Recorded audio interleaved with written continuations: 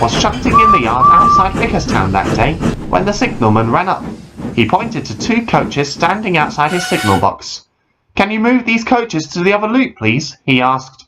"There's an empty train of coal trucks due to come in to make way for a local passenger train, and they're both on the same line."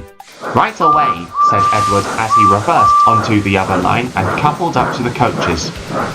They both had names on their side which read Annie on the coach facing him and Clarabelle on the coach behind her. "Where are we going? Where are we going?" twittered the coaches. "Just onto the other siding. We have to make way for 2 other trains to come through," Edward replied. "Oh, such a shame," replied Annie.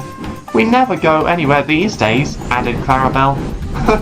"Well, maybe one day you might get lucky," laughed Edward. At Vickerstown, Thomas had just finished shunting a local train for 87546. It had originally been for Henry, but he had just been told of the last-minute change in engines.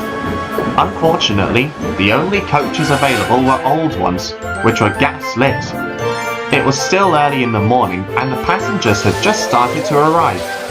They weren't too keen on having to travel in old coaches, who were clearly due for an overhaul, but were in a hurry for either work or school, and so boarded the train regardless. Thomas had had his doubts about the train he had just assembled, but there were no coaches left in the yard until Gordon came in with his express from Barrow-in-Furness, and Edwards was due to fetch some new coaches from Crovan's Gate. Just then, 87546 backed down onto his train. "Pooh!" he exclaimed. "Smelly old coaches. I'd rather have new ones any day." He was soon followed by 98462. "Saw you needed a bit of help," he said. "We real engines must stick together." Thomas was confused. "Aren't you supposed to be in your shed, 87546? And last I heard, you were banned from pulling trains. And shouldn't you be taking your express goods now, 98462? "Shortage of engines, and it's too heavy for one," 87546 said quickly, hoping the fact director hadn't heard them. This was partly true, given Henry's breakdown, but Thomas didn't realise 87546 was lying to him. The guard blew his whistle and waved his green flag. "Come on, come on, come on," barked the 2 engines.